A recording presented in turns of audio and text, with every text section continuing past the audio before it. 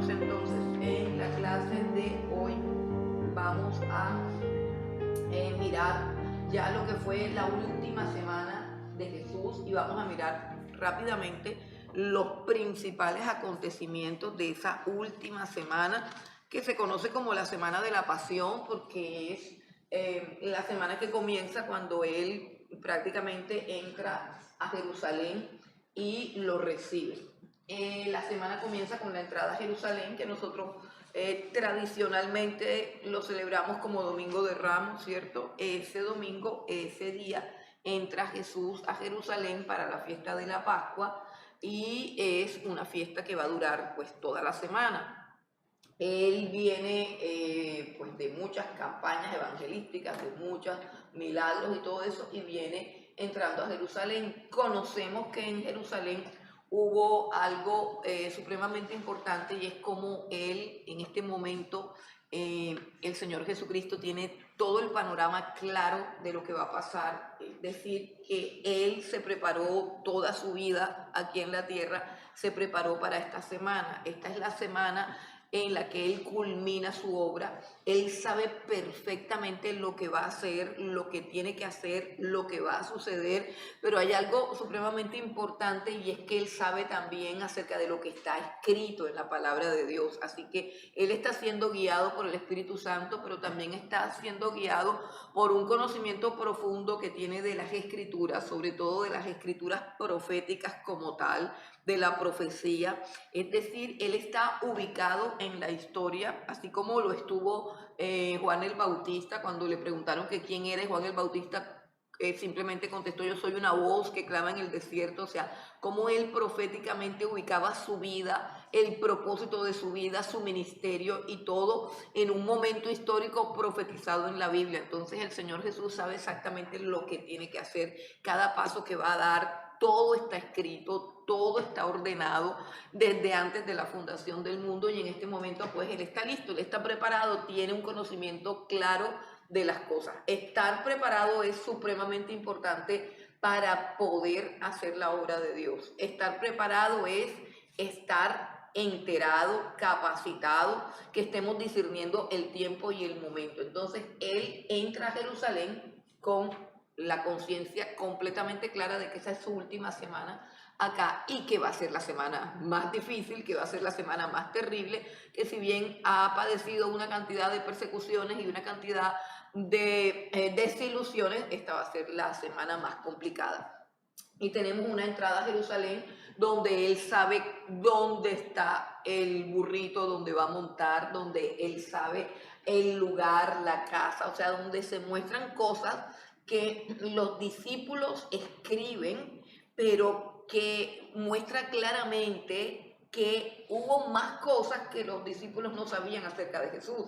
O sea que Jesús, la vida de Jesús no estaba limitada, no estaba supervisada al 100% por los discípulos. Jesús le dice a sus discípulos, los discípulos le dicen: ¿dónde quieres que celebremos la Pascua? Y Jesús le dice: vayan a tal parte.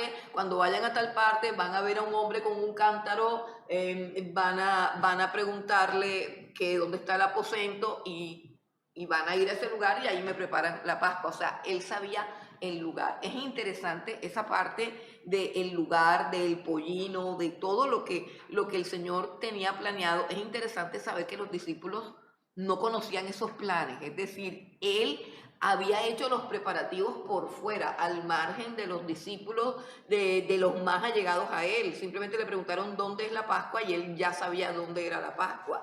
Y es interesante saber que ese aposento alto, del cual no se sabe mucho, pero que era un lugar ya, o sea, creo por lo que se percibe, era un lugar que era propiedad de algún hombre rico que había creído en el Señor Jesucristo, y que con toda seguridad le había puesto ese lugar a su disposición.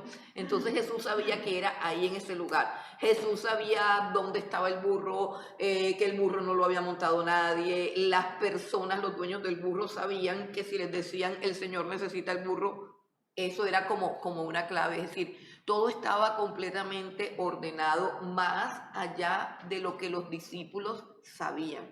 Así que esta parte me parece supremamente importante, porque nos muestra que hay cosas que nosotros no sabemos de el mañana, del pasado, de lo que viene más adelante, pero que Jesús ya las ha ordenado, o sea, de cómo se muestra allí la misma cualidad o el mismo atributo de Dios, que es un Dios de provisión, que para su pueblo ha provisto todo lo necesario, o sea, que todas aquellas cosas que nosotros no sabemos dónde van a ser, con qué van a ser, quién las va a proveer, o sea, todo lo que tiene que ver con recursos, lugares, transporte, todo eso que nosotros nos quedamos pensando, y bueno, ¿y qué vamos a hacer? ¿De dónde vamos a sacar la plata? ¿O cómo vamos a conseguir esto? ¿O cómo vamos a llegar allá?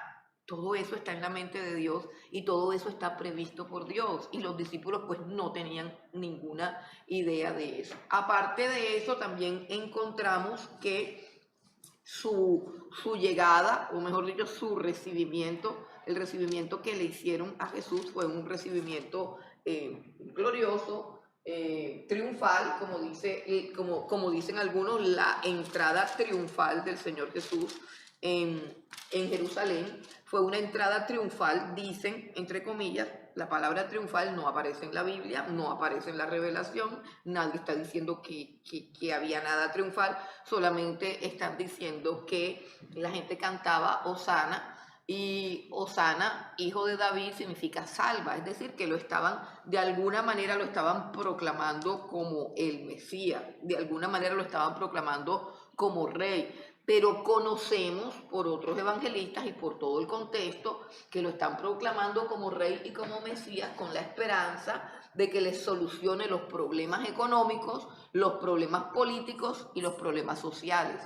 Esa es, entonces no es tan triunfal la entrada, porque lo que ellos proclaman como Salvador, como salva o sana, no es exactamente lo que Él vino a hacer ni lo que Él desea que nosotros esperemos, no tiene que ver con las expectativas que Él quiere que nosotros tengamos acerca de su persona. Entonces todos gritaban eufóricos, Hosana al hijo de David, pero lo que querían decir era, por fin viene alguien que nos va a librar del yugo de Roma, de pagar estos impuestos tan altos, por fin viene alguien que nos va a devolver la dignidad y la autonomía como nación, como pueblo, que le va a devolver a Jerusalén, a Israel, el reino, al esplendor como lo tenía Salomón en un tiempo. Eso es lo que ellos están pensando que significa Hosana o que significa salva, y por lo tal no es algo de triunfo, porque recordemos que todos ellos después, y no va a haber ninguna otra voz que diga lo contrario, todos ellos después van a pedir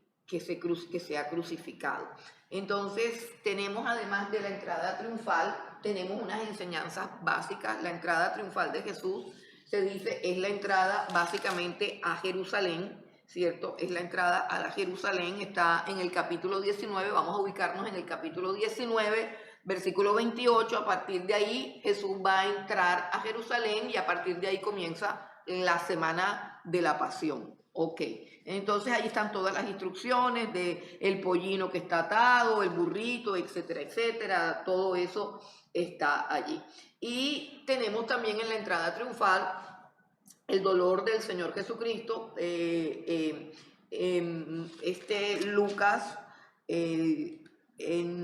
Lucas no registra el llanto de Jesús, como Jesús lloró, pero sabemos que Jesús lloró, sabemos que está triste y sabemos que Él tiene claro de que luego de su muerte Jerusalén o Israel sería desechada por Dios.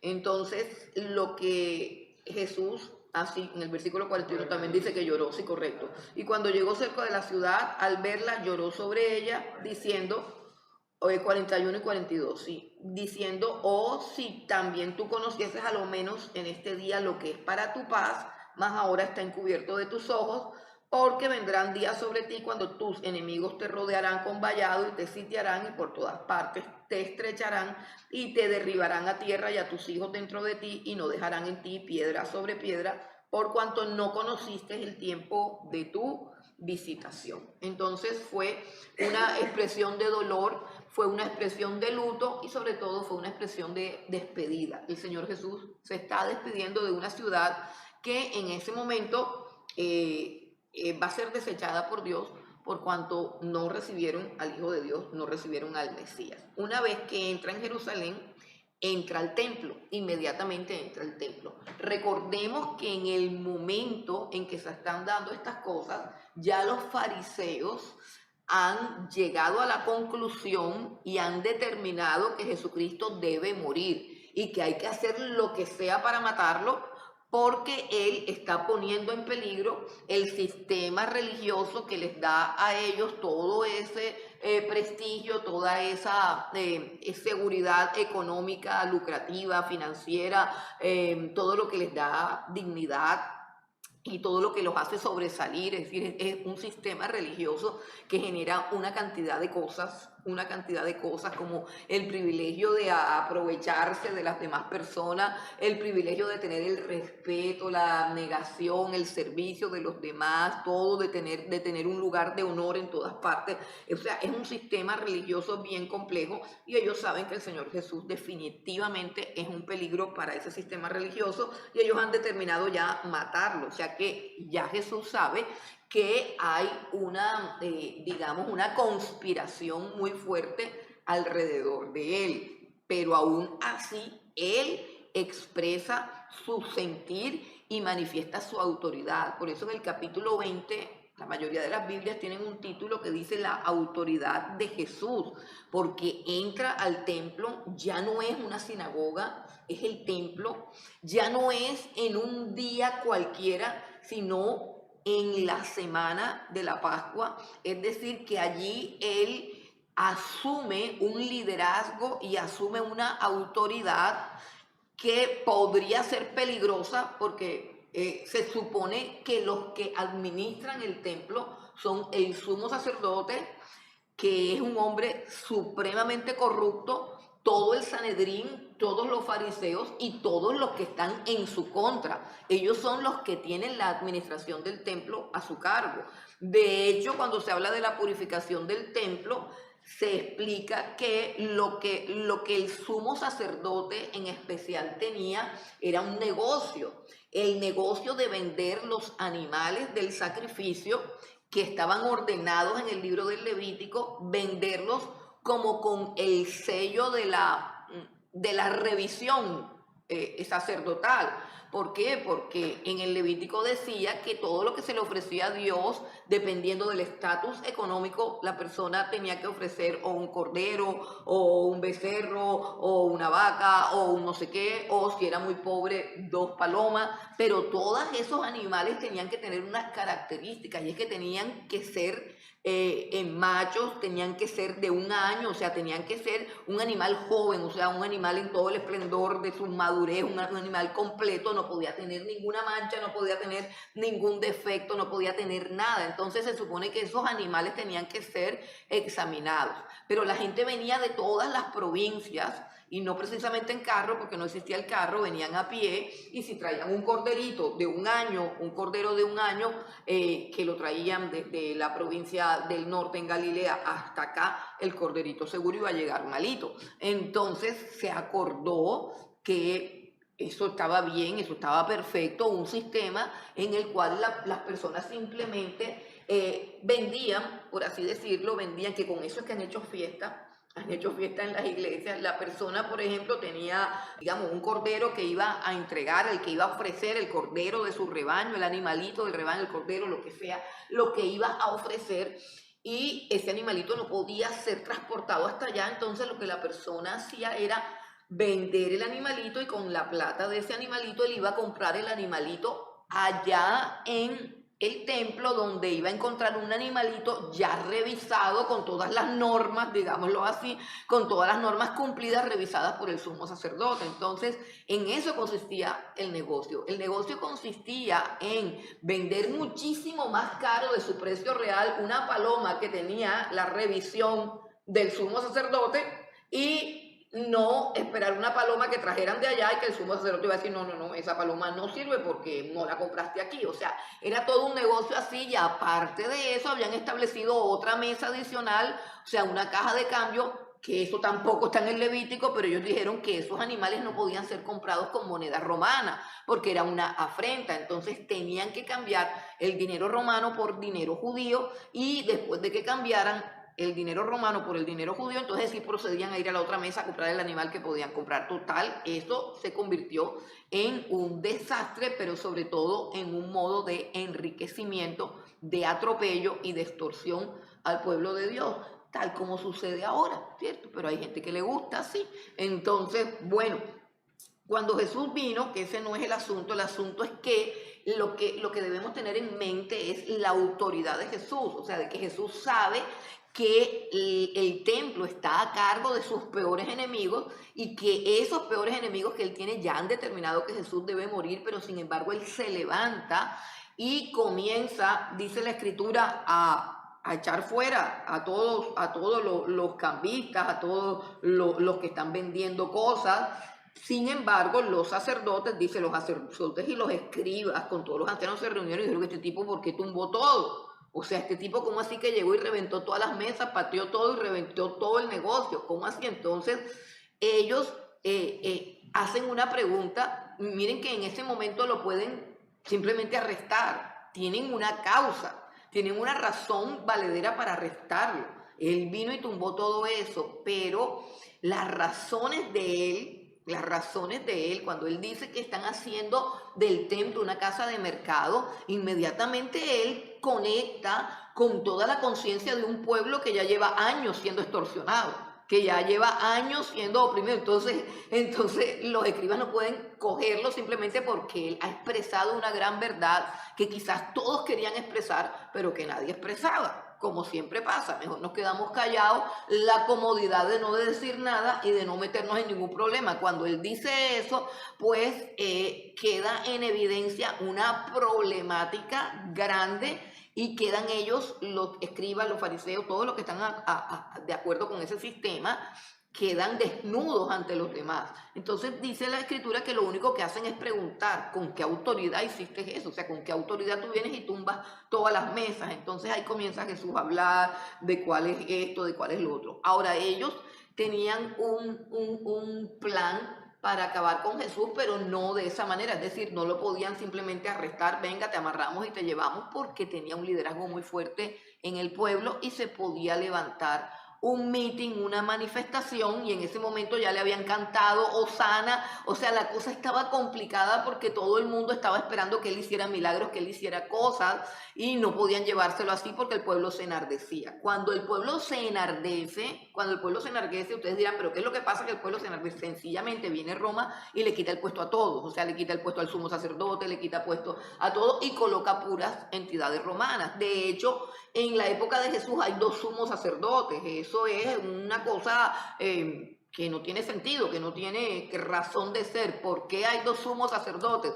Porque Roma no gustaba del sumo sacerdote y nombró otro sumo sacerdote de la misma familia, pero nombró a un sumo sacerdote que fuera simpatizante de Roma, o sea, que Roma tuviera como más cercanía con él. Entonces ellos saben perfectamente que cada vez que se forma un tropel, Roma simplemente dice: ustedes no sirven para controlar la provincia de Israel, los quito a todos y pongo otras autoridades. Entonces ellos tienen que mantener a la gente contenta y todo el mundo callado, y todas estas fiestas, para que no sean removidas ni prohibidas por Roma, tienen que desarrollarse en completa decencia y en completa paz, porque Roma simplemente cierra el negocio también. Entonces no es tan fácil para ellos. Ellos tienen que apresar a Jesús sin escándalo, sin bulla, sin tropel.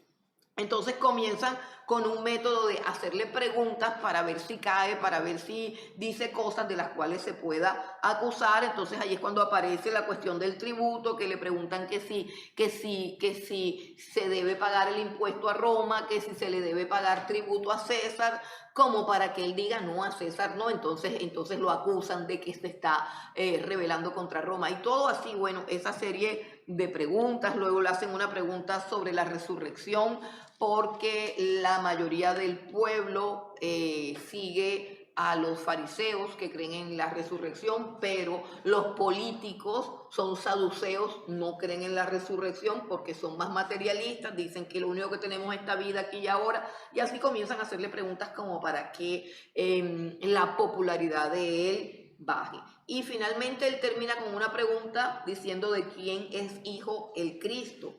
Y él alude a un salmo de David, el Salmo 110, donde dice: dijo el Señor a mi Señor, siéntate a mi diestra hasta que ponga a tus enemigos por estrado de tus pies.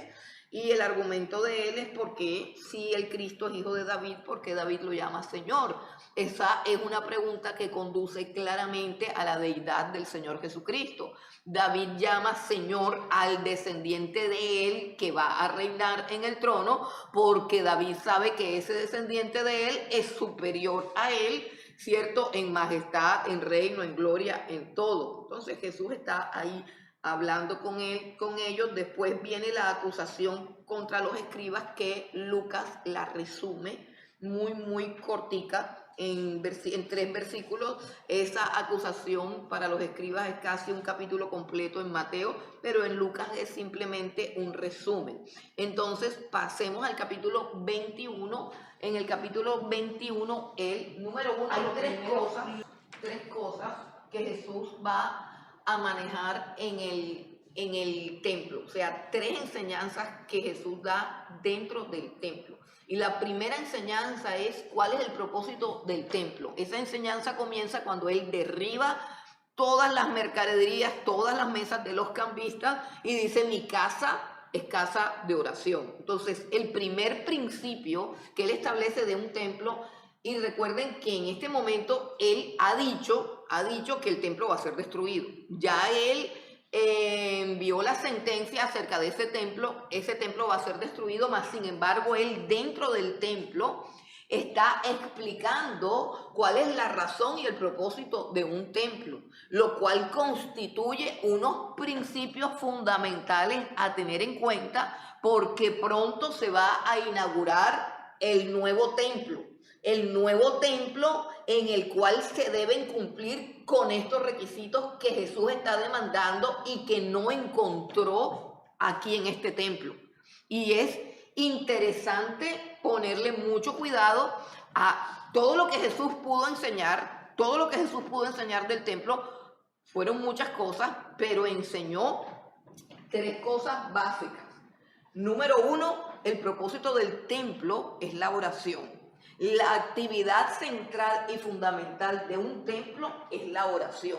Lo que Dios espera encontrar en un templo es oración. Eso es lo básico, eso es lo principal, de lo cual nosotros tenemos que extractar una enseñanza elemental y básica de que si nosotros somos el nuevo templo, si nosotros somos el templo de Dios, tenemos que tener una intensa vida de oración, porque eso es lo que Dios espera encontrar en nosotros. Lo segundo es la autoridad de Jesús. Si bien ese templo va a ser destruido, Él ejerce su autoridad en ese templo y nadie lo pudo callar. Nadie pudo impedir que él purificara el templo. Nadie pudo impedir que él derribara esas mesas. Y nadie pudo impedir que él enseñara lo que tenía que enseñar. Nadie lo pudo callar. A pesar de que alrededor de él había una turba de una conspiración para matarlo. Una turba que estaba compuesta por las autoridades legales religiosas de Jerusalén y al mismo tiempo de Roma, porque habían soldados romanos vigilando que no hubiese ningún disturbio en esa fiesta. Entonces, en ese templo Jesús está mostrando, número 1, que él espera que en el templo haya oración, y número 2, que él tiene autoridad, o sea, derecho absoluto sobre el templo. El templo le pertenece a Dios, el templo es el lugar de Dios. Yo quiero que vayamos a 1 Corintios capítulo 3, versículos 16 al 17. 1 Corintios capítulo 3, versículos 16 al 17. Mire lo que dice exactamente acerca del templo que somos nosotros. Dice, ¿no sabéis que sois templo de Dios, y que el Espíritu de Dios mora en vosotros? O sea, la presencia de Dios está en nosotros.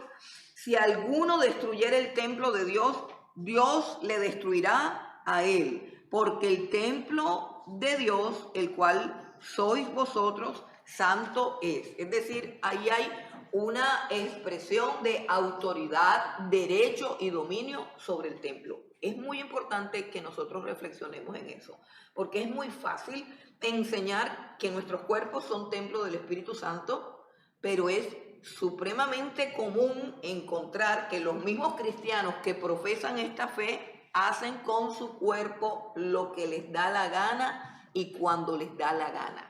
O sea, si nosotros nos mantenemos en esta reflexión continuamente de que nuestro cuerpo, nuestra vida interior le pertenece a Dios porque dentro de mí habita el Espíritu Santo, yo tengo que ser bastante selectivo con las cosas que veo, con las cosas que escucho, con los lugares a donde voy, porque entiendo que este cuerpo le pertenece a Dios. Si nosotros aplicamos toda la doctrina por la cual discuten, pelean, forman unos tropeles, la doctrina de la redención, que implica que hemos sido comprados, eso es lo que dice la Escritura, que fuimos comprados por precio, que fuimos comprados con sangre y que no nos pertenecemos. Significa que ser un verdadero cristiano redimido significa que nosotros tenemos que renunciar a nuestros deseos egoístas, a nuestras pasiones y a nuestros pecados, porque tenemos dueño. Es decir, tenemos un Señor que es el que va a determinar para qué son nuestros cuerpos, que es el que va a determinar nuestra agenda, que es el que va a determinar las cosas que voy a hacer y las cosas que no voy a hacer. Yo tengo que sentarme y meditar en esto, porque esto fue sumamente importante para el Señor Jesucristo, porque estuvo exponiendo su vida antes de tiempo. Es decir, Él tenía que morir la noche de la Pascua, Él tenía que ser apresado la noche de la Pascua, Él tenía que morir el viernes, o sea, a la hora en que se sacrificaba el cordero pascual, a esa hora tenía que morir Jesús. Él no se podía morir unos días antes, Él no se podía morir el martes, y Él está exponiendo todo el plan de Dios, está exponiendo todo para lanzar dentro del templo unas enseñanzas fundamentales que tienen que ver con lo que Él espera del nuevo templo, con lo que Él esperaba en ese templo, pero que no lo halló y que va a ser, por lo tanto, destruido porque no sirvió para nada. Entonces, lo primero es la oración. Lo segundo, que entendamos que el dueño del templo es Él, que Él es el que determina qué se hace en ese templo y que nuestra vida se debe a Él, que ya hay cosas que definitivamente no. Y lo otro que Él enseñó en el templo fue acerca de la ofrenda, en el capítulo 21 del 1 al 4. Levantando los ojos, vio a los ricos que echaban sus ofrendas en el arca de las ofrendas.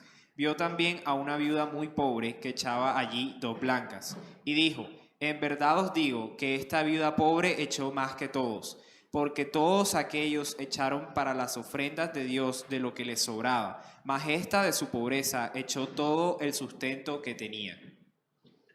Ok, bueno, aquí encontramos una enseñanza acerca del templo que me parece muy importante, dada todas las peloteras teológicas y doctrinales que hay con respecto al dar. Todas esas peloteras y eso se forman unos tropeles espantosos. Porque así como los cambistas hicieron negocio con las ofrendas, así también se hace negocio con los diezmos. El asunto es, ¿hay que dar o no hay que dar? Bueno, aquí se desprenden 2 cosas claras que el Señor enseña. Número 1, que Jesús ve lo que la gente da. Jesús ve lo que se da. Usted puede congregarse en una iglesia donde se roban toda la plata. Eso para el Señor es irrelevante. El Señor ve lo que la gente da, cómo lo da, cuánto da y cómo da. Es decir, que el Señor sí sabe de cantidades. Así de sencillo. Mire que lo acabamos de leer. Dice Jesús, todos aquellos echaron para las ofrendas de Dios de lo que les sobra. Y estamos hablando de Jesús, no hay que discutir. No hay que discutir. Oye, pero si ya está en el templo y no es necesario la plata para ese templo. porque ese templo lo van a tumbar, ¿cierto? Entonces, ¿qué importa si dan o no dan? Si ese templo lo van a tumbar ya. Pero ahí dice claramente que Jesús se puso a mirar, ¿qué? ¿Qué estaba mirando? Lo que echaban. Imagínense, es como que uno se plantea aquí para ver qué echa cada uno. Bueno, exactamente es lo que Jesús hace. Eso es lo que Jesús hace. Por eso no es necesario mirar. Lo que importa es que Jesús te está mirando. Jesús está mirando. Mire, en una iglesia supimos de una persona, eso no fue aquí, de una persona que metía la mano en el alfolí y luego pedía plata porque decía que había metido un billete a 50 y pedía el vuelto. y el pastor decía, porque le daban el vuelto, ¿cierto? Al final del culto le daban el vuelto. Le daban el vuelto porque ella decía que había metido un billete a 50 y que ella nada más iba a dar 20,000 pesos que le dieran los 30 vueltos. Hasta que preguntaron, venga acá, pero ¿y cómo saben que de verdad? Pues un día pasó que hizo eso y no había ni un solo billete a 50. Y llegó pidiendo el vuelto. Y este es el día, dijo el pastor, en que nos vamos a casar a esta persona. Va a venir a pedir el vuelto. Y llegó a pedir el vuelto y dijo, usted no ha dado ningún billete a 50. Usted mete la mano ahí, hace que da y luego se roba la plata. Cosas que se han visto. Estoy hablando de casos que hemos visto. Ah, que no, se puso a llorar, se fue de la iglesia, como siempre, como todo. Y así, a nosotros nos han pasado cosas que no voy a contar porque es problemático, pero nos han pasado muchas cosas. Un día encontramos un sobre vacío y el dueño del sobre, o sea, puso el nombre, el dueño del sobre dijo que dentro del sobre habían 2 billetes a 50. Buscamos los 2 billetes a 50 por todas partes y no aparecieron por ningún lado. Por ningún lado aparecieron los 2 billetes a 50, un sobre doblado. Yo decía, caramba, pero ¿cómo hicieron esos billetes a 50 para salirse de ese sobre? Pero así pasan las cosas. Entonces, ¿qué les quiero decir yo con esto? Que nosotros podemos engañar a todo el mundo. Nosotros podemos fingir, nosotros podemos dar, podemos no dar, podemos inventar que damos y podemos inventar que no damos. O sea, podemos hacer lo que sea, eso no importa. Jesús enseñó que todo lo que se entrega en el templo es de él y él estaba observando. O sea que el dar allá en el templo era algo público, no era algo secreto, ¿cierto? Porque hay personas que no les gusta de pronto marcar un sobre. Yo he escuchado personas que dicen que ellos no marcan el sobre porque eso es entre Dios y ellos. Y que lo que tu mano derecha haga no lo sepa la izquierda. Ah, sí, ¿cómo hacemos con la DIAN? ¿Cómo le decimos a la DIAN que los que echan plata ahí dicen que a la izquierda no sepa? Dile a eso a la DIAN para que vea. Comenzando por eso ya es una cosa que es complicada. El rubro de los sin sobre, de los que no se sabe quiénes son, de los que son tan humildes y tan espirituales que quieren dar, pero que nadie sepa que Dios. Entonces yo no sé cómo hacemos con esa gente espiritual, pero contablemente esa gente espiritual nos acarrea un cipote problema con la DIAN, para que ustedes lo sepan, porque hay que mirar para ver dónde se mete ese rubro y qué se dice. Entonces, eso por un lado. Pero por otro lado, la Biblia no dice que las ofrendas son un top secret. Es una cosa que es como que nadie sepa, vaya. No, aquí dice que Jesús echó ojo y vio todo y dijo, ese poco de cosas que han traído son las sobras que ellos tienen. Pero esta mujer dio todo su sustento. Entonces a Jesús sí le importa la cantidad. Eso duele decirlo, pero sí le importa, que causa así como que, ay, sí le importa la cantidad, porque la cantidad también implica la cantidad de mis afectos. Todo es recíproco, es decir, todo es coherente. Entonces Jesús dice, sí, lo que están echando son sobras, pero esta mujer está echando algo que le cuesta, algo que es costoso. Jesús ve las ofrendas de cada uno, ve el corazón de cada uno y ve la necesidad de cada uno y ve el esfuerzo y el sacrificio de cada uno. Para una persona dar 300,000 pesos puede que no sea nada, pero para otra persona dar 100,000 pesos puede representar que deja de coger un taxi y se va a pie todos los días para su oficina, o que deja de comprarse unos zapatos que necesita, o que deja de hacer algo que ella necesita hacer, o de comprar un medicamento o algo. O sea, eso nadie lo sabe, eso solamente lo sabe Dios. ¿Y eso qué quiere decir? Que no importa si el pastor se roba la plata. No, el pastor que se roba la plata será castigado por Dios. Eso no importa, es decir, que una persona no puede decir, no, yo no doy plata porque el pastor se roba la plata. No, si el pastor se roba la plata, no solamente no debes dar plata, te debes ir de ahí, porque un ladrón no tiene nada que enseñarte. O sea, un hombre que se roba la plata o que se gasta todo en sus deleites, en sus cosas, es un hombre que no tiene a Dios, entonces ni plata ni le debes prestar los oídos. O sea, tú no debes entrar en esa iglesia porque en esa iglesia no está Cristo. Así de sencillo. Pero uno no puede dar pensando, pues, ajá, ¿y será que esta plata sí? Porque realmente la plata Dios no la necesita. Jesús necesitaba esa plata. No. Se la iban a robar, claro, se la iban a robar, hermano. Tú no ves que eran unos ladrones. Toda esa platica se la robaban. El que administraba el templo era tronco de ladrón. Entonces, sí había una excusa, más sin embargo, había una viuda que daba a esa partida de delincuentes, a esa partida de ladrones, pero es que ella lo daba para Dios y sus ofrendas fueron vistas por Dios y fueron exaltadas por Dios. O sea, el Señor Jesús sí ve lo que traemos al templo, y yo pienso que no es solamente el dinero que traemos, sino todo lo que traemos. La adoración, la oración, el respeto, la reverencia, el amor, el gozo, el servicio, el amor, el abrazar a mis hermanos, todo lo que yo traigo al templo, eso es lo que Dios ve que yo traigo, y eso es adoración. Desde el momento en que yo me dispongo para ir al templo, allí comienza la adoración, como cuando Abraham se levantó muy de mañana y ensilló el burro y cortó la leña. ¿Para qué? Para ir al sacrificio de su hijo. Bueno, además de esto, Jesús predice la destrucción del templo.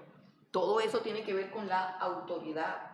Él predice la destrucción del templo. ¿Por qué? Porque él en el templo no ha encontrado ni oración, ni adoración, ni amor por la palabra, ni reconocimiento a su persona. O sea, lo que debe haber en ese templo no lo había. Por lo tanto, es destruido. Jesús predice la destrucción del templo. Ahora tenemos un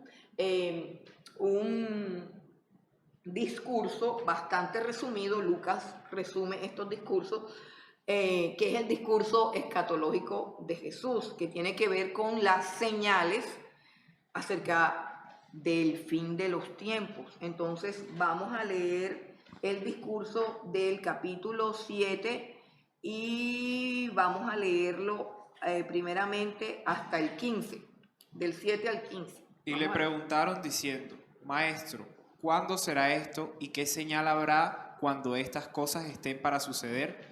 Él entonces dijo, mirad que no seáis engañados, porque vendrán muchos en mi nombre diciendo, yo soy el Cristo, y el tiempo está cerca, mas no vayáis en pos de ellos. Y cuando oigáis de guerras y sediciones, no os alarméis, porque es necesario que estas cosas acontezcan primero, pero el fin no será inmediatamente. Entonces les dijo, se levantará nación contra nación y reino contra reino, y habrá grandes terremotos y en diferentes lugares hambres y pestilencias, y habrá terror y grandes señales del cielo.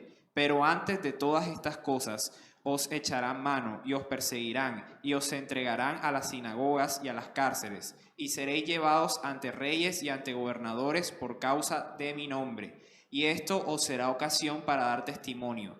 Proponed en vuestros corazones no pensar antes como habéis de responder en vuestra defensa, porque yo os daré palabra y sabiduría, la cual no podrán resistir ni contradecir todos los que se opongan.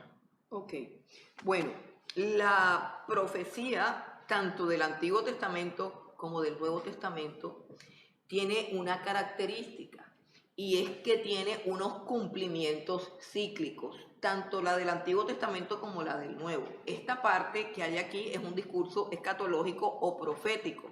Profético en el sentido de que Jesús está hablando de lo que va a acontecer como en los últimos tiempos, ¿cierto? Pero eso de los últimos tiempos tiene dos connotaciones.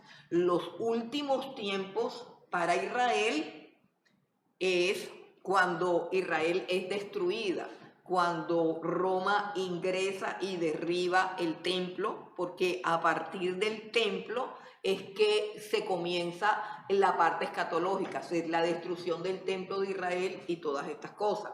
Pero Jesús dice que antes de que pasen esas cosas, es decir, el primer cumplimiento profético de este discurso es cuando Roma invade a Israel, lo destruye los muros de Jerusalén, les quita el templo, les quita todo, destruye todo. Y es allí donde se cumple inicialmente por primera vez este pasaje. Pero el Señor dice, antes de que esas cosas sucedan, ustedes van a ser perseguidos. Antes de que esas cosas sucedan, ustedes van a tener que enfrentarse a reyes, a tribunales, a juicios, y todos esos enfrentamientos, todas esas confrontaciones, todos esos juicios públicos serán una oportunidad para testificar. Ese primer cumplimiento tuvo ya su momento histórico cuando todos los emperadores romanos comenzaron a perseguir la iglesia. Y cuando los emperadores romanos comenzaron a perseguir la iglesia empezó a crecer. ¿Por qué? Precisamente porque la persecución romana en el circo romano, en los panteones, en todos esos espacios públicos donde colocaban a los cristianos para burlarse, para escarnecerlos, para amenazarlos y matarlos públicamente o hasta torturarlos públicamente, se convirtieron también en unos espacios donde ellos podían testificar, donde ellos podían predicar, de tal manera que eso fue poderosísimo para el cristianismo, porque eso logró mantener la pureza del cristianismo. ¿En qué sentido? En que nadie se metía a una iglesia ni por dinero, ni por lucro, ni por buscar un puesto económico, ni porque querían ser pastores, ni porque querían una plataforma para sus ministerios. Nadie se metía en una iglesia cristiana, que eran de por sí reuniones clandestinas en sus casas. Nadie se metía en eso buscando nada, porque ahí no había nada. Lo único que buscaban era Jesús. Lo único que buscaban era la salvación. Lo único que buscaban era al Mesías. O sea, ellos eran una iglesia enfocada en buscar la salvación del alma. Era una iglesia completamente pura, completamente despojada de todo amor por el dinero. Si ustedes hacen un recorrido de la iglesia desde el libro de Hechos, toda la iglesia primitiva, y continúan con los libros de historia que nos arrojan luz sobre cómo vivían esos cristianos, se van a dar cuenta que eran unos cristianos plenos, llenos de gozo, llenos de alegría, cero avaricia, que se despojaban de todo lo que tenían y lo repartían entre la congregación. Las palabras de Lucas en Hechos es que no había ningún pobre. ¿Por qué? Porque todo el mundo vendía lo que tenía y lo compartía, lo llevaban, dice la escritura, a los pies de los apóstoles. ¿Y por qué lo llevaban a los pies de los apóstoles? Pues porque los apóstoles no eran hombres avaros, porque los apóstoles no tenían lujo, porque ellos tenían la certeza de que esos apóstoles eran hombres que con su estilo de vida seguían a Jesús. O sea, una vida completamente austera, completamente sencilla, completamente simple, donde ellos daban testimonio de su amor por la iglesia, por la obra. Entonces, ellos no inspiraban ningún tipo de desconfianza, de cómo que va a hacer este hombre con la plata. Eso no existía. El apóstol era un hombre que estaba lleno del Espíritu Santo, que también estaba despojado de toda avaricia. Por favor, si habían visto la gloria de Dios, ¿qué les importaba a un hombre que había visto a Jesús caminar en el mar, multiplicar panes, multiplicar peces, hundir una red llena de pescado? A un hombre, después de ver a Jesús haciendo todas esas cosas, ¿le va a importar robarse una plata? Yo pienso que no. O sea, yo pienso que no es posible que haya un ser humano tan tapado, tan bruto, tan obtuso, que después de ver la gloria de Dios quiera ensuciarse las manos comprando un carro o comprando una casa lujosa o robándose la plata. Eso no se podía dar. Era una iglesia completamente depurada. Y de esa persecución que produce depuración es que Jesús les está advirtiendo. O sea, Jesús permitió toda esa persecución. Dios planeó toda esa persecución.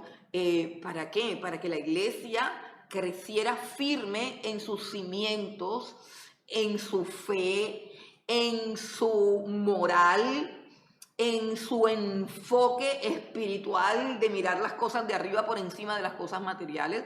Y todo eso funcionó hasta que se acabó la persecución.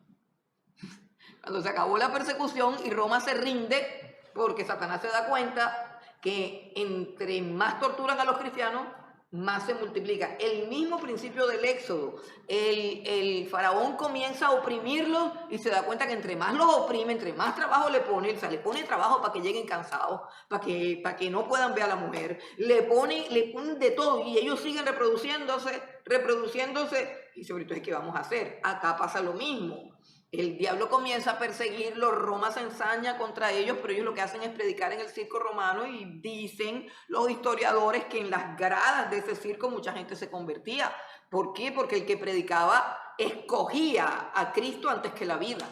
O sea, el mismo Nerón y los mismos emperadores predicaban. ¿Por qué? Porque antes de matarlo, de soltarles el toro, la vaca salvaje, lo que sea, de enchuzarlos para prenderlos, antes de hacer todo eso le decían solamente niega al Señor Jesucristo y quedas perdonado. Solamente con eso. Y cuando ellos decían, no, yo quiero a Jesucristo, esa era una predicación. No se necesitaba estudiar homilética, no se estudiaba nada. Los que estaban en las gradas decían, ¿quién es ese Jesucristo que lo prefieren antes que la vida?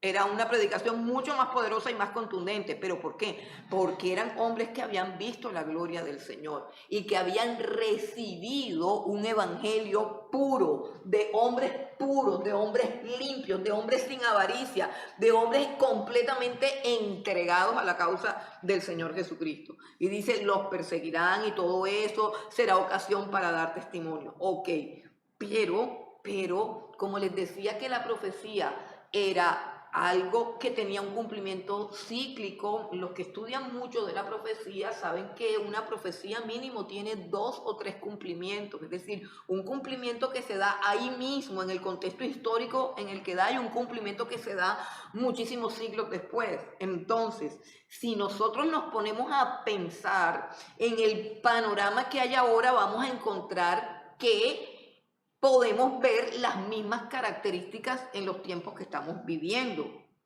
Dice en el versículo 9, dice, cuando oigáis de guerras y de sediciones, no se afanen. Es necesario que todas estas cosas acontezcan. También dicen que se levantarán nación contra nación. O sea, nosotros estamos empezando a ver todas esas cosas. Un caos político, un caos moral, un caos espiritual, un caos económico. Todo eso tiene que estar acompañado del pequeño detalle de la persecución. Y si nosotros miramos atentamente a los noticieros y a todo el movimiento de estos gobiernos, cuando digo estos gobiernos no me estoy refiriendo al gobierno de Colombia nada más, me estoy refiriendo a todos los gobiernos en todas las naciones que están prohibiendo la Biblia, o sea, que cogen a una persona y pues si la persona es gay, es trans, no sé qué, es budista, es hinduista, a todo el mundo tiene cabida. El único que no tiene cabida en este mundo es el cristiano. Todas las religiones tienen cabida en este mundo. El hinduismo, el taoísmo, el budismo, todas las religiones esotéricas, todas tienen cabida. El catolicismo tiene cabida después de que adoren a María y no se centren tanto en el Señor Jesucristo. Todo tiene cabida. El único que no tiene cabida en este mundo es el Señor Jesucristo. Y eso va avanzando, eso se va fortaleciendo junto con los rumores de guerra y todas esas cosas, hasta que finalmente la cosa se va a complicar, pero el resultado será nuevamente una iglesia llena de poder, llena de autoridad, totalmente consagrada, ungida por el Espíritu Santo, cero avaricia. Ya no habrá como que, ay, yo no voy al culto porque tengo que trabajar, ay, yo no voy al culto porque no tengo plata para el bulla. Eso no va, eso se va a acabar. eso se va a acabar, porque esa iglesia va a estar centrada en la persona del Señor Jesucristo y porque va a haber iglesia en las casas, en los hogares, en toda parte donde los cristianos puedan reunirse para adorar a Dios, va a haber un culto, como lo hacía en la iglesia primitiva. Bueno, dice el versículo 16, mas seréis entregados aún por vuestros padres y hermanos y parientes y amigos, y matarán a algunos de vosotros, y seréis aborrecidos de todos por causa de mi nombre. Pero ni un cabello de vuestra cabeza perecerá. Es interesante que el versículo 18 dice que no perecerá ni un cabello de la cabeza, pero sí dice que algunos se van a morir. Entonces es interesante poder interpretar correctamente qué significa que ni un cabello de la cabeza se va a perder. Ahí está hablando de nuestra salvación, de nuestra integridad espiritual. Dice, con vuestra paciencia ganaréis vuestras almas. Pero cuando vieres a Jerusalén rodeada de ejércitos, sabed entonces que su destrucción ha llegado. Entonces los que estén en Judea, miren hermanos, el versículo 20 también tiene el mismo cumplimiento. Se cumplió en el momento en que el general Tito de Roma, en el año 70 después de Cristo, invadió Jerusalén, la rodeó con sus ejércitos y la destruyó. Pero también se va a cumplir ahora. Israel en este momento está rodeada de sus enemigos. Otra vez, nuevamente, la historia se empieza a ordenar en el mismo panorama que está aquí. Esto es un panorama profético y ahora nosotros miramos y vemos todo, guerra, rumores de guerras y todo eso, y las pandemias y lo no sé qué, sí, todo eso sí, la persecución ya viene, no sé qué. Israel está rodeada de sus enemigos. No ha comenzado la guerra como tal en el sentido de que, pero ahí están, aparando misiles, pero Israel está rodeada de sus enemigos, tal cual como estuvo en ese tiempo, ahora mismo está rodeada de sus enemigos. Y dice el versículo 21, esto tiene que ver para la huida de los judíos, tanto en ese momento como en el momento de la gran tribulación. O sea, les va a tocar huir de la misma manera que huyeron en el año 70, ahora les va a tocar huir a los judíos. Bueno, no sé si ustedes han leído o han escuchado, pero se dice mucho acerca de que hay muchos judíos convirtiéndose a Cristo, pero ninguno habla. De que hay un movimiento evangelístico al interior del pueblo judío, pero ninguno habla. De que muchos rabinos han confesado en secreto a otro pequeño grupo de rabinos que el Mesías es Yeshua, que todas esas cosas se están dando y hay una cantidad de videos que van y vienen y personalmente pues yo lo creo así porque ellos no se van a perder, así nomás. Dios está manifestándose de mil maneras. De hecho, por ejemplo, en el mundo musulmán hay muchísimas personas que se convierten por sueños, no por un evangelismo, porque es que es muy difícil evangelizar a un musulmán. No solamente porque pones tu vida en peligro, no solamente por eso, sino porque mentalmente un musulmán no te puede entender. Porque para un musulmán el hecho de que Cristo haya muerto en la cruz del Calvario lo hace un cobarde, una persona que no luchó por su vida. Entonces es muy complicado predicarle el evangelio a un musulmán y que él te diga, ah, sí, ya entiendo, murió por mis pecados. O sea, es un asunto, es una mentalidad más obtusa, más oscura, más enredada, donde se requiere de que una actividad sobrenatural del Espíritu Santo opere en su mente para que él pueda entender quién es Jesús. Y Dios lo está haciendo también. Lo está haciendo con muchísimos musulmanes que a raíz de un sueño, a raíz de una revelación, a raíz de una profecía, se convierten a Cristo. Y una vez que están convertidos a Cristo, entonces ahí sí van y les predican y entonces él ya entiende. Pero antes ha pasado algo. Y esos son los tiempos en que estamos viviendo. Tiempos en que el Señor está despertando a su pueblo, pero al mismo tiempo tenemos un panorama político, religioso, económico y climático que concuerda perfectamente con las señales que están aquí. El asunto es, lo que nosotros no sabemos es el tiempo, o sea, a cuánto tiempo estamos del final. Eso es lo que no sabemos. Entonces dice el versículo 21 que los que estén en Judea huyan a los montes y los que estén en medio de ella váyanse y los que estén en los campos no entren en ella porque estos son días de retribución para que se cumplan todas las cosas que están escritas. Más hay de las que están encintas, de las que críen en aquellos días porque habrá gran calamidad en la tierra e ira sobre este pueblo y caerán a filo de espada y serán llevados cautivos a todas las naciones y Jerusalén será hollada por los gentiles hasta que los tiempos de los gentiles se cumplan. ¿Cuáles son los tiempos de los gentiles? Los tiempos de los gentiles son los tiempos en que los no judíos ejercen un gobierno sobre Israel, ejercen dominio sobre Israel y que Israel no es 100% independiente. Si se dan cuenta, el mundo se divide entre quienes apoyan a Israel y quienes apoyan el Estado palestino. Israel depende de eso. Israel depende de quienes están con ellos. Israel depende de que Estados Unidos no le quite su respaldo, su apoyo. O sea, todas las naciones, es como si todas las naciones tuvieran la obligación de decidir, ¿estás a favor o en contra de Israel? Eso es supremamente profético y supremamente significativo. Que nosotros lo sepamos políticamente, eso todo el mundo lo sabe, pero que no lo entendamos espiritualmente, lo que eso significa para este tiempo, o sea, que Israel es la manzana de la discordia, que cada nación tiene que proclamarse y que cada vez crecen y se fortalecen más las naciones que se declaran enemigas de Israel. Entonces, eso es una parte profética de mucho cumplimiento. Y luego en el versículo 25 hablan de la venida del Señor Jesús. Nuevamente aluden a las señales en el cielo. Vamos a leer de rapidez el versículo 25 al 28. Entonces habrá señales en el sol, en la luna y en las estrellas, y en la tierra angustia de las gentes confundidas a causa del bramido del mar y de las olas, desfalleciendo los hombres por el temor y la expectación de las cosas que sobrevendrán en la tierra, porque las potencias de los cielos serán conmovidas. Entonces verán al Hijo del Hombre, que vendrá en una nube con poder y gran gloria. Cuando estas cosas comiencen a suceder, erguíos y levantad vuestra cabeza, porque vuestra redención está cerca.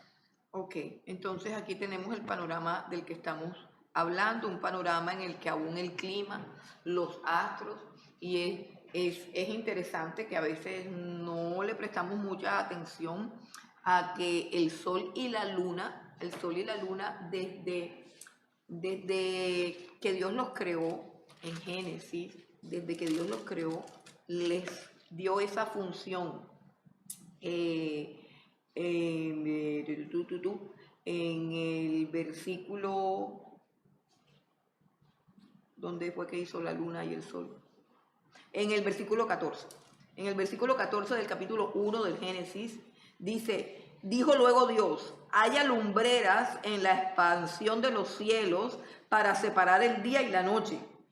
Esta es la función normal de la luna y del sol, separar el día de la noche. Pero dice, y sirvan de señales para las estaciones, para días y para años. Para estaciones, para días y para años. Personalmente yo creo que tanto en la luna como en el sol se están dando cambios que también son señales. Es decir, el otro día que en el sol había, pues yo de eso no entiendo, pero de que hay. O sea, yo no entiendo nada, porque hay una explosión electromagnética en el sol que como siga así va a producir un problema en las comunicaciones. O sea, que podría el sol mandar unas radiaciones electromagnéticas tan fuertes que vuelvan locos a todos los celulares y a todo el sistema, barcos y todo, y se puede formar un desastre aquí que parece así como que una película, no sé, de ciencia ficción, pero que puede pasar. Entonces también está la luna, que los especialistas en las lunas muestran que han habido no sé cuántas lunas rojas y que la luna roja, eso parece una locura. Yo personalmente no entiendo, pero sí creo con base en lo que dicen las escrituras que tanto el sol como la luna servirán de señales, porque aún el profeta Joel dice que la luna se convertirá en sangre antes de que venga el día terrible y espantoso del Señor. Así que vale la pena estar pendiente de esos cambios de color de la luna y esas explosiones del sol para registrarlos como unas señales que Dios nos está mandando. Bueno, y que Dios nos está mandando, ¿para qué? Exactamente, ¿para qué? O sea, ¿para dónde vamos a coger si estamos aquí? Y dice el versículo 28, ¿para qué? Dice, cuando estas cosas comiencen a suceder, erguíos y levantad vuestra cabeza porque vuestra redención está cerca. Por supuesto, está hablando Jesús en el término judío, ¿qué significará erguíos y levantar la cabeza? Pues erguíos y levantar la cabeza significa estar listos para irse con el Señor. Estar listos para irse con el Señor, ¿qué significa? Bueno, Él tiene parábolas aquí. Dice, por ejemplo, una de las cosas que dice, mira la higuera, que cuando ya brotan viéndolo, sabéis que vosotros mismos que el verano está ya cerca. Ya ustedes saben una interpretación que hay de la higuera. La higuera se supone que es el pueblo de Israel, que ha florecido, ¿cierto? Que ha florecido, que ha echado frutos, que tiene muchísimo esplendor científico, que tiene, o sea, Israel es un país, o sea, cuando uno se sienta a ver todo lo que ellos hacen, uno se queda, guau, ya tienen una cúpula, lo están bombardeando y las bombas no entran. O sea, eso nada más lo tienen ellos y eso nada más se lo pueden inventar ellos. Es algo sobrenatural, hermano, sobrenatural. Usted sabe lo que es que Irán quiera bombardearlos y no pueda. O sea, usted se ha sentado a pensar que le mandaron una cantidad de misiles y no pudieron. Casi como si... Y que sea por la tecnología de eso, hermano, yo creo que más allá de la tecnología, aquí hay algo sobrenatural increíble. O sea, yo me imagino que esa gente estará loca, pero ¿qué hacemos? Entonces, le mandamos las mejores bombas que tenemos y no todas para atrás. Entonces, hermanos, es tiempo de creer, es tiempo, como dice, de erguíos. ¿Qué significa erguíos? Bueno, el versículo 32 dice, de cierto os digo que no pasará esta generación hasta que todo acontezca. Y una generación dura entre 70 y 80 años. Y Israel cumplió, ¿cuántos años? El año pasado cumplió 71, creo que este año cumplió 72 años.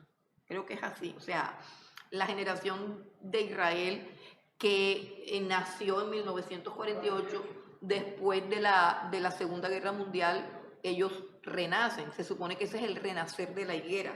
Dice que cuando la higuera está tierna, cuando la higuera renace, esa es una posición.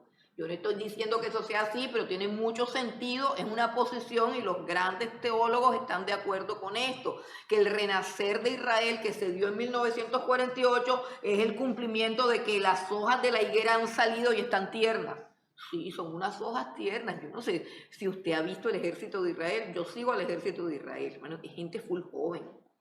Gente supremamente joven. O sea, es una generación de un ejército que acaba de ser formado. O sea, este el pelado y la pelada cumplen 18 años y enseguida vaya ahí al servicio militar, agarre el fusil y aprenda a tirar a plomo.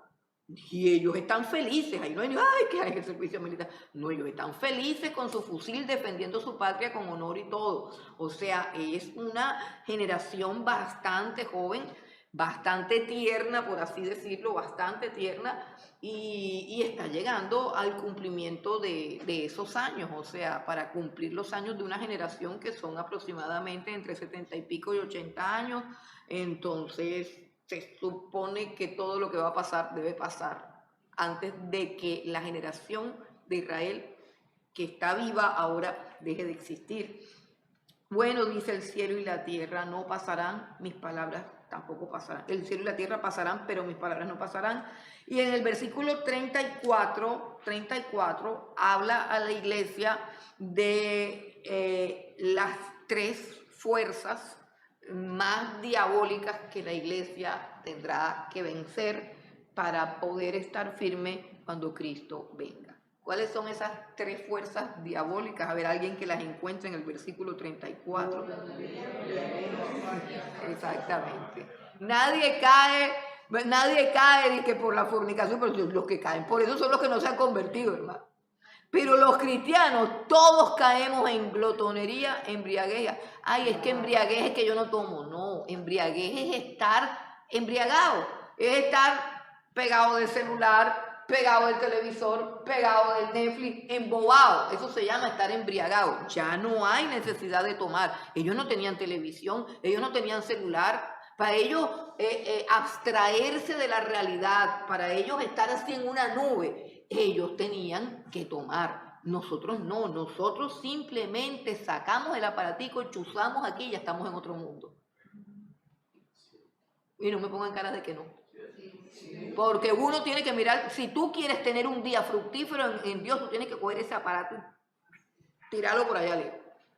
Porque como te acuerdas o pite y tú dices, ¿qué le voy a contestar? Y tú contestas y abajo hay otra cosa, y del otro lado, y se te abre otra cosa. Y cuando te ya pasó media hora y estás pegado como un idiota. Y tú ibas a hacer una cosa y no la has hecho. Y están una generación embobada, hermano.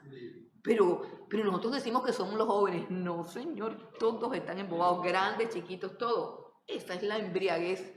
En la embriaguez, ¿por qué? Porque el que está borracho no tiene ese sentido de estar presente y consciente de las cosas, sino que está embobado. Entonces, glotonería es el siglo de la comida, hermano. Un culto a la comida increíble, el culto a la comida, hermano. Fotógrafos especializados en fotografiar un postre, hermano, y el postre así como si fuera las cataratas del Niágara, así. O sea, te ponen un postre así en primer plano, así como unas sombras así, y la salsa de yo no sé qué que se chorrea así.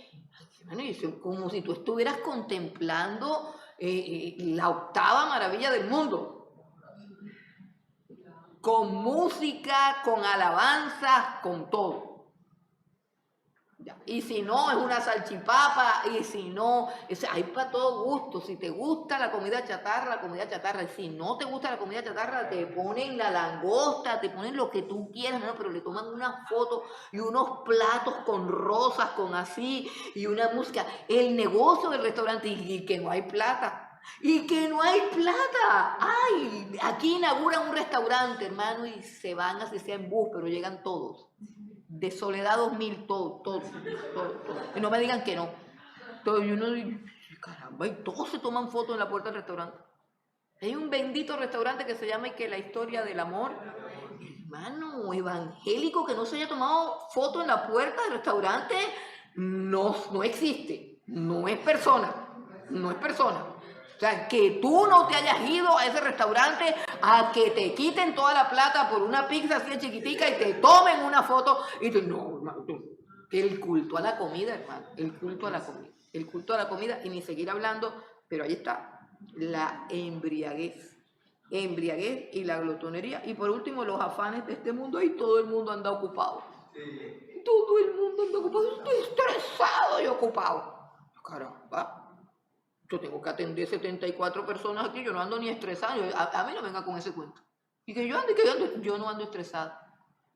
Yo ni ando estresada, ni ando nada de eso. Yo ando feliz y yo ando tranquila. A mí no me estresa nadie. Si no te puedo atender, no te puedo atender, ¿qué puedo hacer? Yo no me voy a estresar. No, eso de vivir estresado es malo.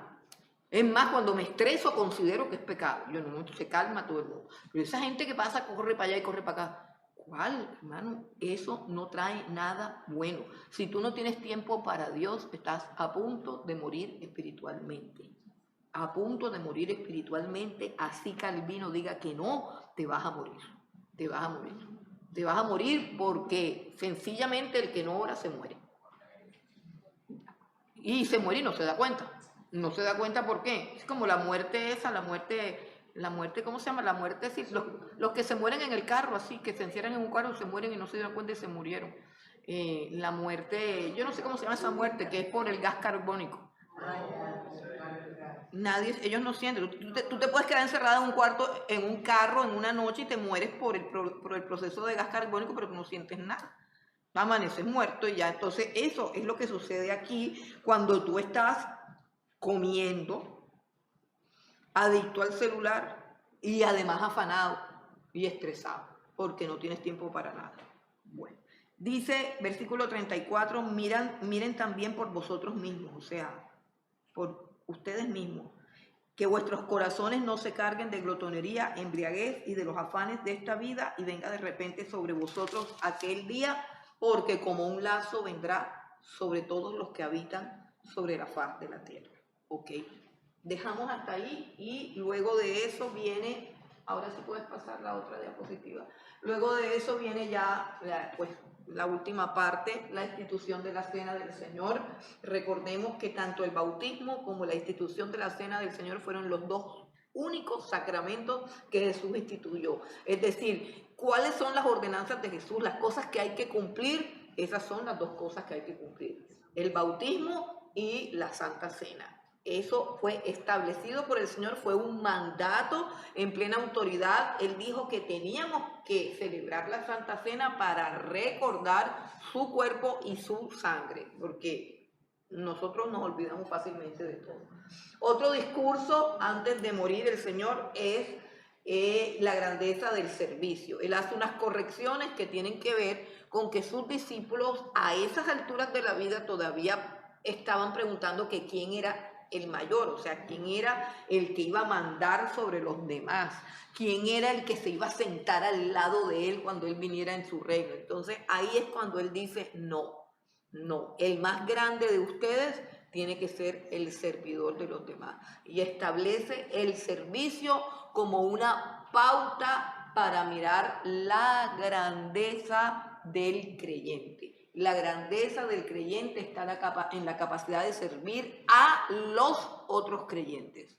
Si tú tienes la capacidad de servir a los otros creyentes, es decir, de lavarles los pies, es decir, de vivir para que ellos estén bien, de buscar cuáles son las necesidades de ellos, esa capacidad de servir a los demás es lo que te hace grande en medio. Es decir, para Dios todos somos iguales porque todos hemos sido comprados con su sangre, porque todos hemos sido cubiertos con su justicia, así que posicionalmente somos todos iguales, pero cuando se trata de los premios, cuando se trata de la exaltación, cuando se trata de que Dios diga quién es el más grande, eso tiene que ver con la manera como le hemos servido a la iglesia, como le hemos servido a la iglesia. Eso es un principio del reino, la grandeza del servicio. Luego viene Getsemaní. El Getsemaní es importantísimo. A ver, me quedan 5 minutos. El Getsemaní es importantísimo. Es un cuadro de Jesús supremamente importante que tiene un significado bastante profundo, porque si nos sentamos a pensar, que lo que hemos dicho es que Jesús ya sabe lo que va a pasar. Jesús sabe para qué vino a esta tierra. Jesús conoce con claridad todo el proceso de la crucifixión, de la muerte, de por qué Él vino al mundo, de por qué Él descendió, de por qué Él se humilló, cuál es su obra. Él conoce todo. ¿Por qué el Getsemaní? O sea, ¿por qué ese clamor en el Getsemaní? ¿Por qué ese sufrimiento? ¿Por qué la narrativa nos dice que llegó a un punto de angustia emocional, que su sudor empezó a botar, dice, gruesas gotas de sangre? Y pues haciendo como un estudio que alguna vez tuve la oportunidad de hacer basado en un estudio, en un artículo que hace Jonathan Edwards, un artículo muy viejo que hace acerca del Getsemaní, encontré unas cosas, verdad, que me impactaron, que nunca las he podido olvidar, acerca del Getsemaní, de por qué ese sufrimiento. Bueno, una de las cosas que encontré es que cuando el autor dice gruesas gotas de sangre, el término que hay ahí es un término que significa literalmente un coágulo. Y cuando se hace como un estudio clínico de cómo así que le salió sangre por los poros del sudor, dice que ese es un proceso, o más bien una crisis, un colapso nervioso que se llama hematohidrosis, que se puede dar en una persona que está sometida a una presión emocional de angustia y miedo más fuerte de lo que puede soportar, y resulta que los vasos sanguíneos, sobre todo los más delgaditos, se revientan de tanta presión y se mezclan con la secreción de la piel del sudor y salen por los poros. Y que eso rara vez se da, pero se da cuando una persona llega a un punto máximo de angustia, pero la angustia es emocional, la angustia es mental. A Jesús en el Getsemaní literalmente no le está pasando nada. ¿Por qué no le pasó eso cuando está en la cruz, por así decirlo, cuando está en esa agonía de la cruz? Esa es una pregunta que tenemos que hacernos. O cuando lo están azotando y sabe todo el camino que le falta y no le pasa eso. Cuando lo azotan, lo desangran, pero lo desangran por el azote en sí, o sea, es un desangrado normal de la piel de un hombre normal. Cuando lo crucifican, él muere naturalmente por la muerte por crucifixión, pero lo que le está pasando es sobrenatural y no le pasó cuando está en el peor momento, sino que le pasa en Getsemaní, momentos antes de que todo eso comience a pasar. Bueno, alguna vez yo les compartí que en este no es un libro, es un artículo escrito por Jonathan Edwards, o sea, hace como 2 siglos atrás. Y él explica que en el Getsemaní Dios le da a Jesús una imagen clara, vívida, nítida de cada sufrimiento por el cual él va a pasar. Todo el dolor de la cruz y todo lo que va a experimentar, todo. O sea, tanto la parte que tiene que ver con el sufrimiento físico como la parte emocional que empieza con la traición, con la decepción, la negación. O sea, comienza traición, luego viene Pedro y saca un cuchillo y empieza a cortar oreja, o sea, se decepciona de que ellos no entienden qué es lo que está pasando, luego viene un juicio emocionalmente donde ve testigos falsos, difamarlo, torcer lo que él ha dicho, él dijo que iba a destruir el templo, o sea, adulteran todo lo que dice, o sea, comienza Dios a mostrarle en el Getsemaní, el Padre le muestra al Hijo todo lo que él va a sufrir. Ajá, y la pregunta es, ¿por qué? Bueno, hay una explicación increíble para esto y dice Jonathan Edwards que él tenía que aceptar la cruz. Él tenía que aceptar que él iba a asumir todo eso voluntariamente. Él no podía ir a la cruz ciego de todo lo que eso implicaba. ¿Por qué? Porque la cruz, la crucifixión y la pasión de Cristo no es un accidente. Es decir, no es como que, pues, no sé, o sea, me fracturé la pierna, o sea, me caí, me doblé el pie, yo pienso que es un esguince, vamos para la clínica, pero en la clínica me dicen, no, no es un esguince, es una fractura. Ah, bueno, ¿y qué vamos a hacer? Bueno, te vamos a enyesar por un mes. Entonces, tú te imaginas, entonces me enyesan un mes y yo al mes estoy saltando otra vez. Entonces, tú vas con el yeso al mes para que te quiten el yeso y tú vas con tu zapato en la mano porque tú dices, me quitan el yeso, me pongo el zapato y salgo caminando. Y luego te quitan el yeso y el pie no funciona. Entonces te quedas tú con el zapato en la mano y tú te vas dando cuenta que lo que te dijeron que iba a pasar es peor, o sea, lo que está pasando es mucho peor de lo que te dijeron que iba a pasar. Entonces, pero yo no sabía. O de pronto te meten en un quirófano y te dicen que la operación dura 15 minutos, pero resulta que no. O te dicen que no duele, pero te empieza a doler. Entonces tú aceptaste, sí, tú aceptaste, pero tú realmente no sabes, tú no, pero si a mí me hubieran dicho que esto era así, yo digo que no. Entonces, ¿qué pasa? Que la cruz no iba a ser voluntaria si Jesús no sabía como hombre, todo el sufrimiento que implicaría cargar nuestros pecados. Él tenía que decir, lo hago, y podía decir, no lo hago.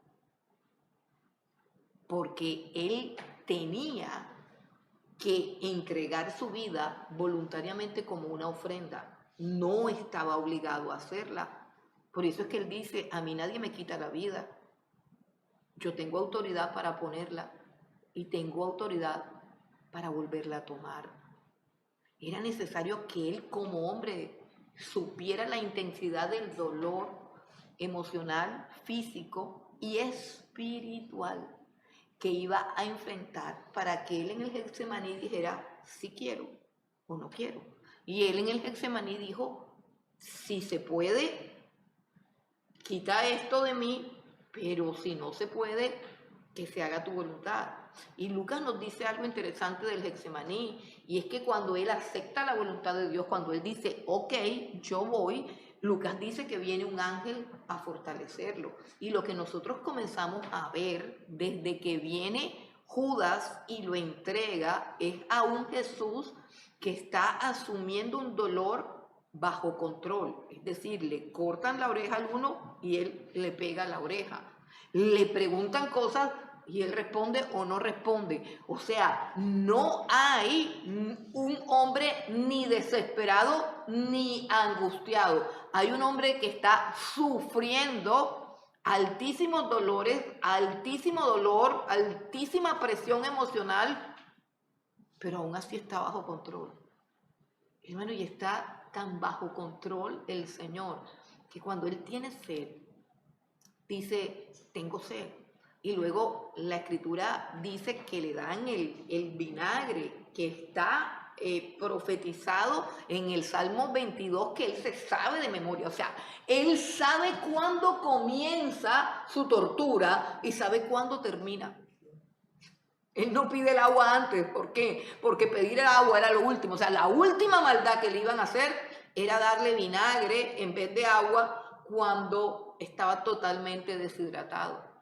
Y ya cuando él bebe el vinagre y sabe que se ha cumplido toda la película atroz y horrenda en contra de su vida por el pecado que él está cargando, aún la película de que el Padre lo va a dejar y lo va a abandonar, porque en ese momento él representa a todos los pecadores.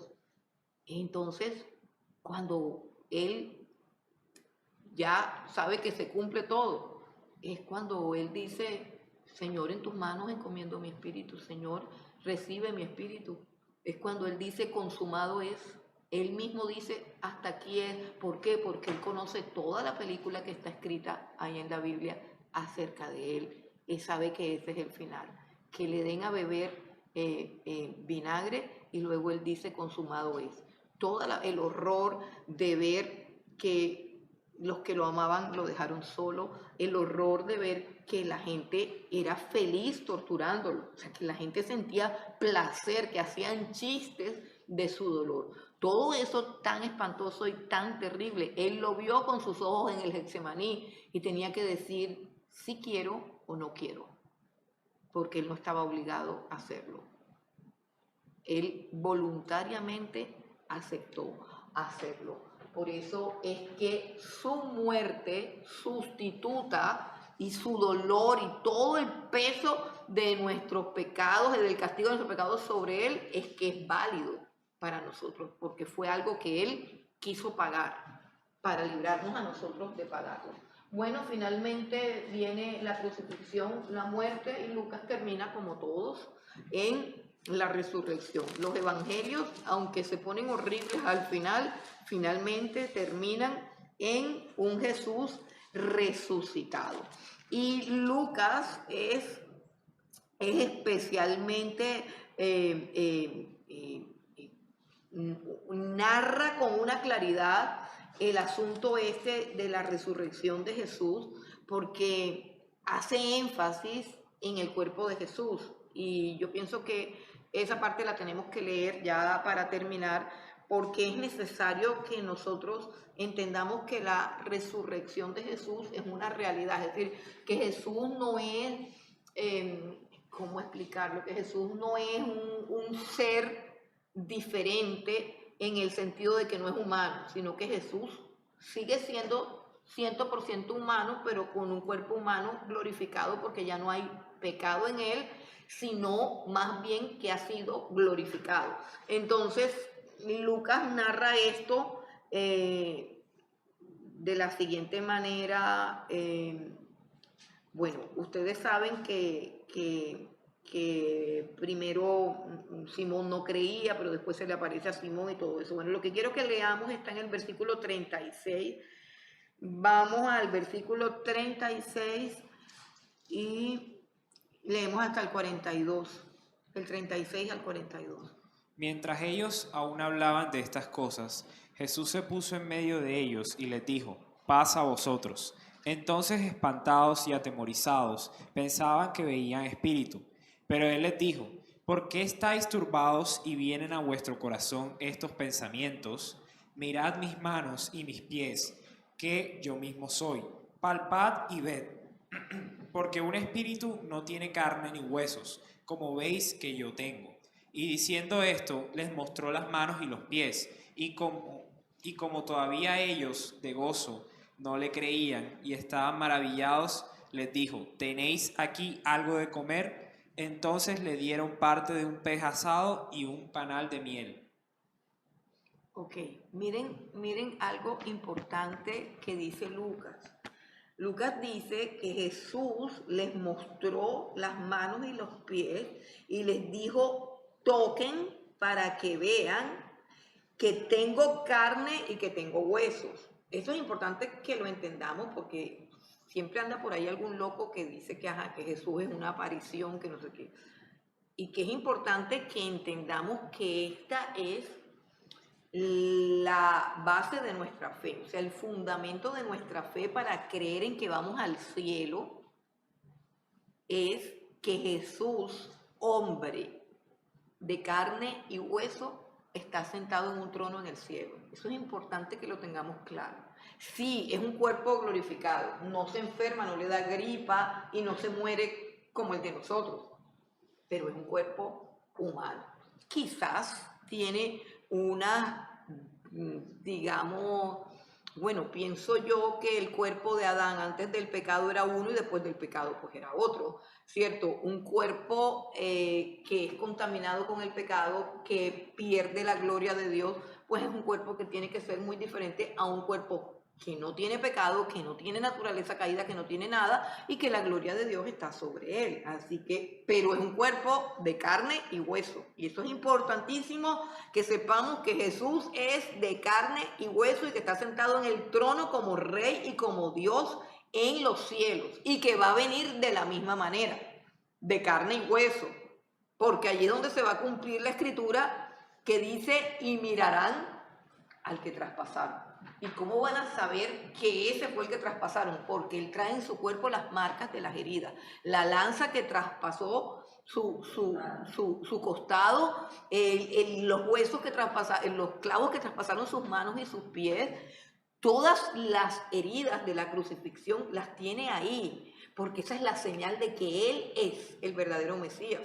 Y esa es la visión que va a hacer que Israel llore, porque ese día Israel se va a dar cuenta que el Jesús que ellos tanto aborrecieron y que fue crucificado, tal cual como lo predicaba la iglesia, era el Mesías que ellos desecharon. Entonces eso va a producir el arrepentimiento de Israel cuando lo vean traspasado y cuando se den cuenta que esa profecía está en el Antiguo Testamento y en el Nuevo Testamento, porque esa es una profecía de Zacarías: y mirarán a mí al que traspasaron y llorarán como se llora por el hijo primogénito. Esa es una profecía de Zacarías. ¿Qué hacen con esa profecía los judíos? Yo no sé, porque es muy claro cuando dice: y me mirarán a mí al que traspasaron. Si a mí me tocara evangelizar a un judío, yo lo evangelizaría con el capítulo 53 de Isaías y con